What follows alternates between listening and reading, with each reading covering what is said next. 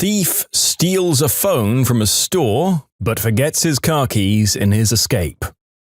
So this wasn't me, but it happened at one of the retail cell phone stores I manage a few hours ago. We put out demo phones for customers to play with. The funny thing about these phones is that they're locked, can't be used, and have no real value. From time to time, a dumb thief will come into the store and take one of these phones, and today was one of those times. This particular store is usually slow, so having 1 or 2 employees working at a time is normal. Today, one was at lunch, so only one employee was in the store. In walked 2 guys.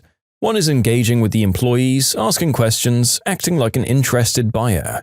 The second is, quote, looking at the demo phones, but in reality is taking it off the security stand. The employee notices the guy has removed the demo phone from the security device and turns to look at him. The thief makes a run towards the door, and unbelievably, the employee tackles the thief. The 2 roll around, exchanging blows outside the store. It was a completely crazy scene. The funny thing about all this is that the thief got away with the phone, but in the process of wrestling with the employee, dropped his car keys out of his pocket. The employee picked up the car keys and went inside the store, then locked the door and called the cops. To keep a longer story short, the cops came and towed the thief's 2016 Honda Accord away. So he got a play phone that's as good as worthless and lost a good car. Also, the cops were easily able to identify the thief and put a warrant out for his arrest. In short, guy stole a phone but lost his car and has a warrant out for his arrest. This is just a hilarious fail of a robbery. In case anyone was wondering, the thief is the jerk in this particular story. Feel free to debate me on that one.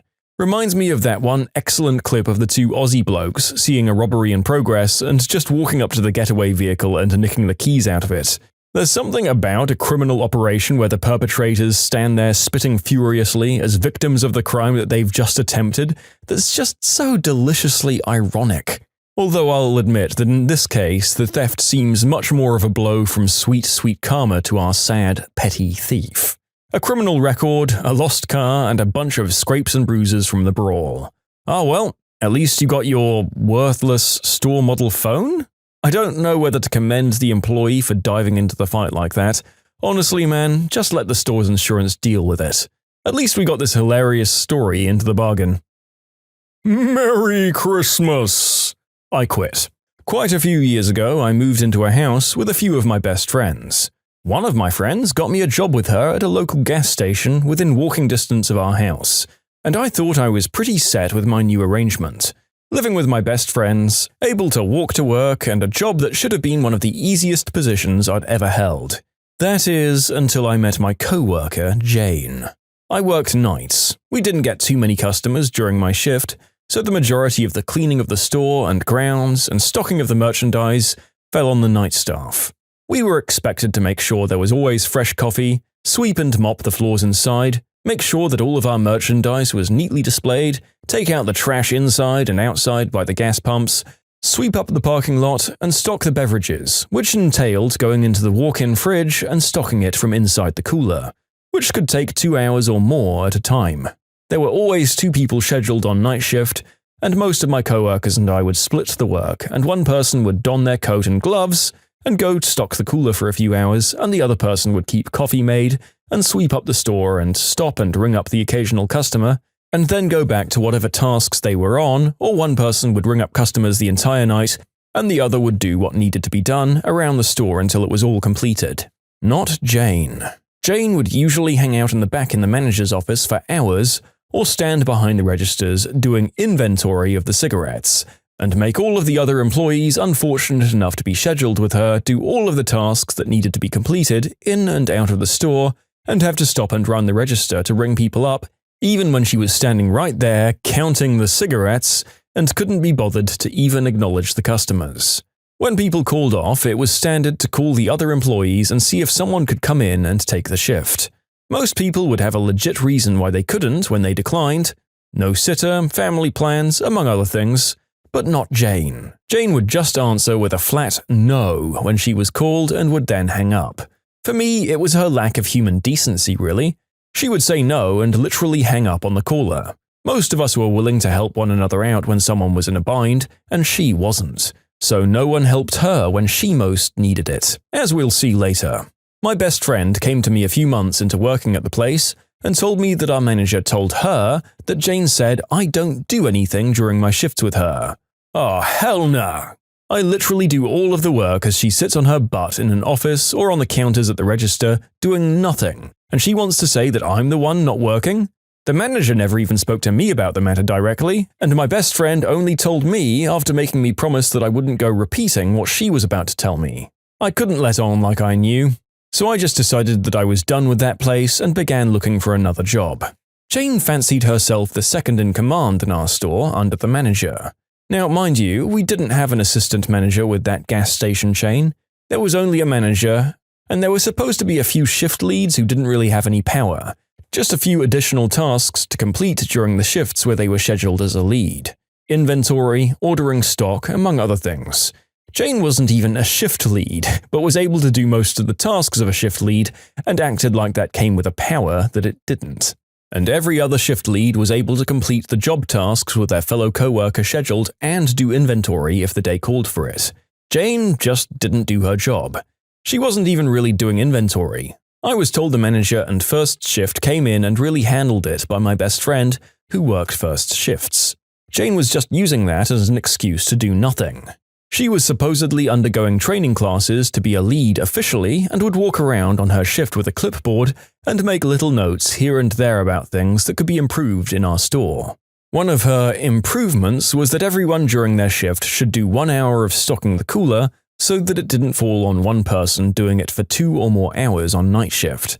Stocking the cooler meant having to be in temperatures below 40 degrees the entire time and was not a favorite task of anyone who worked there. The best part of this improvement was that she would harp on my co-workers about it while never stepping foot in the cooler herself to do anything that I saw in the entire time that I worked with her.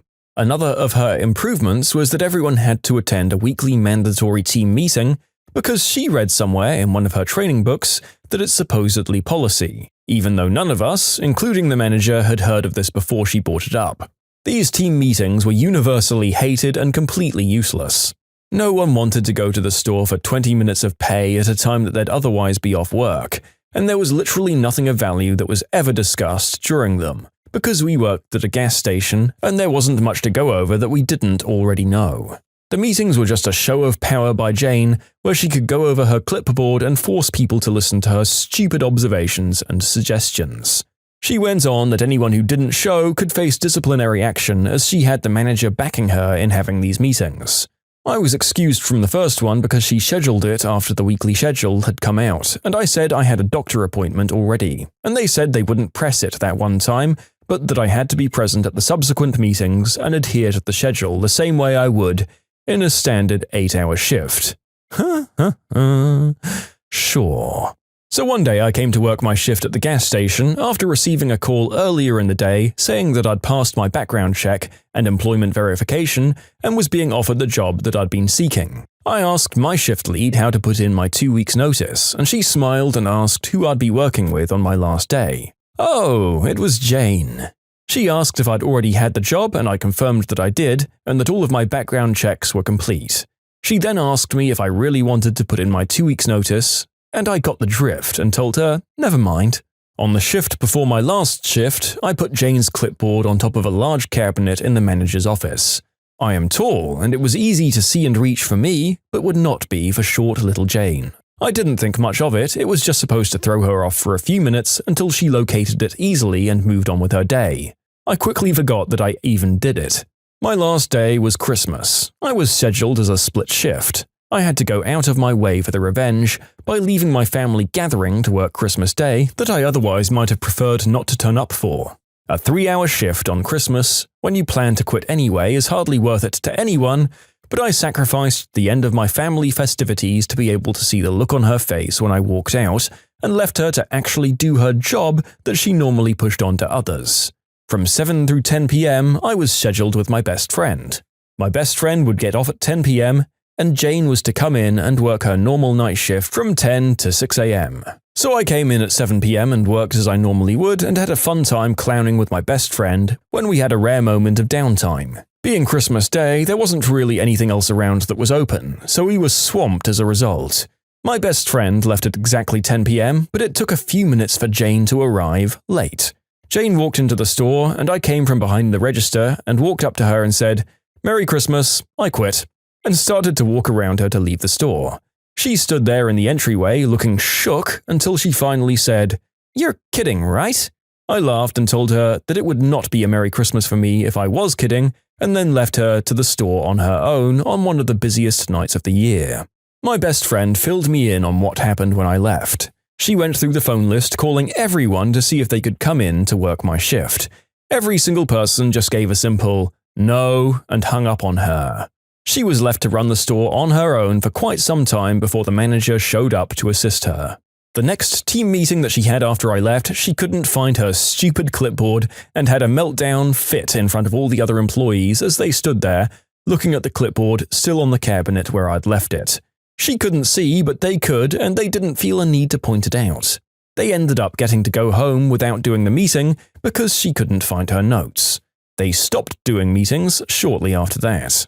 Now, before you start feeling sorry for my manager having to lose time with his people on Christmas Day to clean up the mess from my revenge, keep in mind that he has access to video recordings of every inch of the store and outside grounds, and could easily verify how much work I was doing during my shifts before he felt the need to insult my work ethic to my best friend, based solely on the lies of one person. I'm actually glad that he was caught up in my wonderful revenge, truth be told.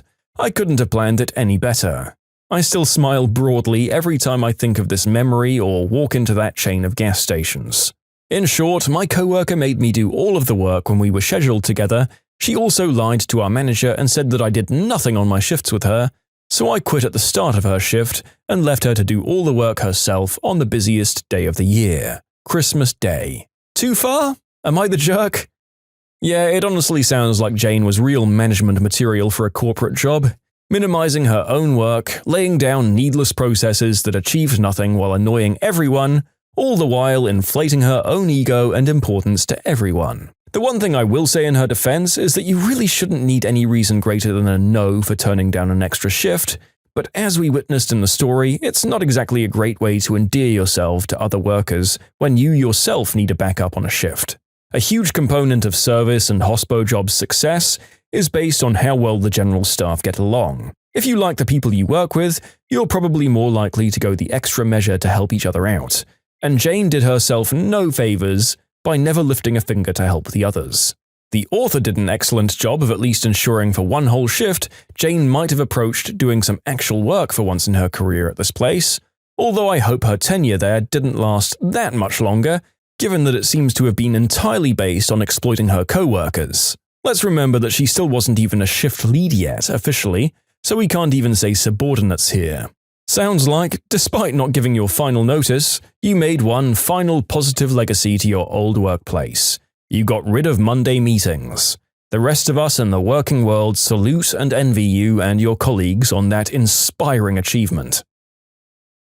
If you like Am I the Jerk, you're probably going to love Am I the Genius. Check it out, linked below. Also, go to amithejerk.com/submit if you would like to submit your own stories.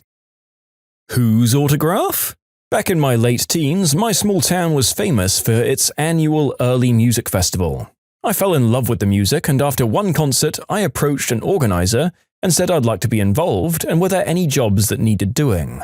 I had in my mind something like stuffing envelopes for mailings. The reply took me aback. "You're a bright young lad. Would you like to be our treasurer?" I was too young and innocent, by which I mean stupid, to know that the right answer to this is not on your life, so instead I said, "Yes, okay." This horrible job did have one light moment that I've treasured, pun intended, for 40 years. Part of my job was to write checks for the agreed fees and hunt down the musicians backstage to pay them after they'd given their performances.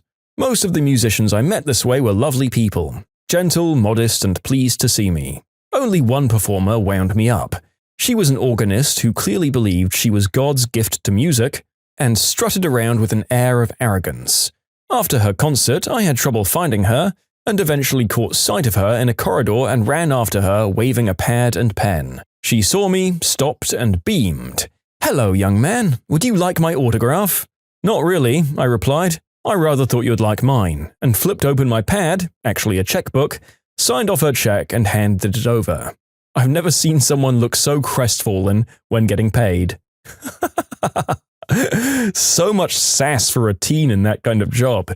Maybe we're missing some details, but it seems like from the limited information that we have, that she didn't do anything too bad other than have a slightly big head about her job. And let's be honest, any number of people in the performing arts are guilty of the same thing. Where are the accounts of her screaming at the lighting people for not giving her the right shade of spotlight, or her throwing her incorrect drink order at one of the aides? You even put in her being polite and offering you something. So we'll accept that at least it was a bit funny to humble this person, but you need to give a bit more incriminating evidence next time, dear author. Make me a coffee. Now dump it out, I want a fresh one. I was volunteering at my dad's store for Black Friday, handing out popcorn and treats and coffee and stuff to shoppers. I've been doing this for about 4 years, and I'm pretty sure this was my worst experience with it. So the coffee we had was just Tim Hortons coffee dumped into a large pot. This lady comes up to the table and asks for coffee, and it's clear that she expects me to make it for her, which, whatever, I can do that. So I get up and start pouring, and there's only enough left in the pot for about half a cup. The woman starts complaining about getting bottom of the pot coffee, and I apologize, saying there's really nothing I can do. She can take it or leave it. She takes it. She then asks me to put creamer in it. So I tell her to say when and start pouring. She does not say when. I eventually stop and she takes it and promptly tells me that there's way too much creamer in it. But, it'll do. As she's stirring it and looking over at the other treats at the table, one of the actual staff comes to ask me how we're doing on coffee, and says he'll go get more since we're running low. Immediately the woman thrusts the cup at me and says, "Oh, well I want a fresh new cup then, dump this out." No please and no manners. Since the guy had to get the company card and go to Tim's, it obviously does not take 5 minutes. But about 2 minutes in, the woman is complaining about, how long does it take? He's clearly dawdling. And since I've already dutifully dumped out her already made coffee, she has nothing. Finally, she just leaves, without her fresh entitled witch cup. The rest of the day was golden. I bet the rest of the day was lended a nice rosy tint after seeing this somewhat annoying woman go without coffee after her lack of attention led to part of her predicament in the first place. I'll say that she was a bit less annoying than some of the truly obnoxious customers we read about here on the channel, and at least seems to accept the subpar coffee, no matter how reluctantly. I think a big part of our judgment has to be reserved until we find out whether the coffee is free or not. Because honestly, if she was getting this for free, then she can go screw herself. Also, customers, listen when people are serving you. The excess of creamer was entirely on her. Ah well, no matter if this woman was good or bad, her leaving without the coffee feels like an appropriate punishment. How do you like school, young lady? This happened in the fall. I was sitting on the stage of my school, which happens to be in the gym, watching the high school basketball team practice. The middle school team was just leaving, which is who I'd been working with. I was saying goodbye to everyone when the mum of a 14-year-old came up and started talking to me because I was talking to her daughter. She asked if I was new, to which I nodded. I didn't get another chance to speak before she was talking again. She told me about how she had just finished her last chemo and how freeing it was, talking about her short hair and how she couldn't wait for it to reach the same length as mine, which was just above my shoulders. The high school coaches call the kids over to talk about the game plan for the following day, and she asks me what grade I'm in. Cue a few of the spectating students laughing. That's the point where I inform her that I'm a teacher. I teach high school English, which includes her freshman daughter. It was funny and we both laughed. She's a nice woman and I've had several other positive conversations with her. It just seemed funny and appropriate to write in about. I mean, there aren't really any jerks here, and this lady seems to take it in good stride. No need for any embarrassment even. I guess a big part of this kind of situation depends on whether you're the sort to take this as a compliment or insult. There was also potential for the teacher to blow a gasket, somewhat understandably if she took crap for her perceived youthfulness a lot. Thankfully, both parties here seem to be good-natured, so no harm, no foul. Hopefully, the teacher's students never make the same mistake. I could see that getting awkward. When you subscribe, make sure to hit the bell to turn on notifications. Put the playlist on in the background to finish listening to all the stories. Or if you want to check out some great music, check out easymode.com. If you like Am I the Jerk, give Am I the Genius a shot. Everything linked in the description.